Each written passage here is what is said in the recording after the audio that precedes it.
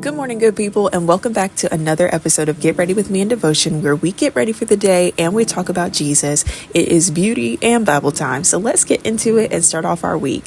So today's scripture is Hebrews 4:15, which says, "For we have not a high priest which cannot be touched with the feeling of our infirmities, but was in all points tempted like as we are, yet without sin." So this verse has become significantly important to me in the past couple of weeks.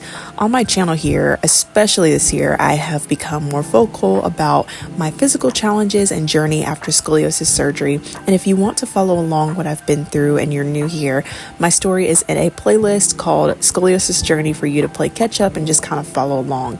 So just recently at my appointment for 6 years post-op back in June, I discovered that my left leg is shorter than my right one.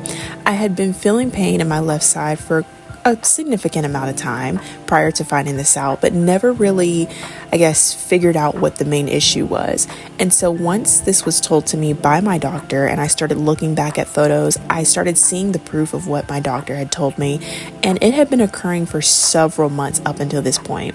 After looking at pictures of several months that went by of my right leg bent in majority of my pictures so that I could naturally stand with equal weight, it started weighing on me more than just physically.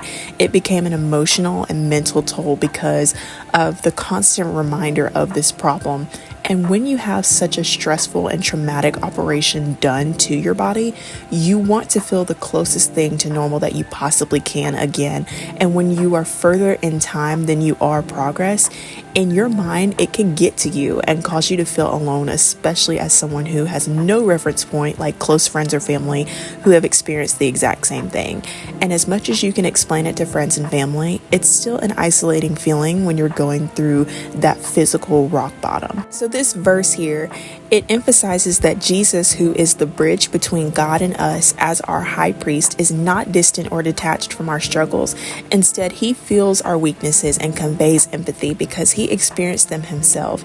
It's a powerful reminder that we can approach him with confidence, knowing that he truly understands what it means to be human, as he became like us in order to save us, but yet he was sinless in doing so. To know that God knows every struggle I would face before I even get to it just blows my mind. And every time I think of that, it reminds me to reverence and respect the sovereignty of God, that if he got me to it, then he'll also lead me through it. It's in those moments where you really are in awe of God and you ask him, "Who am I that you are mindful of me?" And when I think about my own journey as it pertains to scoliosis and spinal fusion, just like my scars is a symbol of how I have overcome, Jesus had scars as symbols that was proof that he overcame death and the grave. So knowing that Jesus understands, he hears, and he feels for and with us, it is such a beautiful thing. Sometimes there really are no words along this journey that can fully convey how it feels, especially when there's nothing but tears of frustration and disappointment. But even in the tears we see in scripture where Jesus wept and he felt human emotion, even as a spiritual being, and that is so powerful to me. And this doesn't just pertain to pain, it refers to betrayal and manipulation.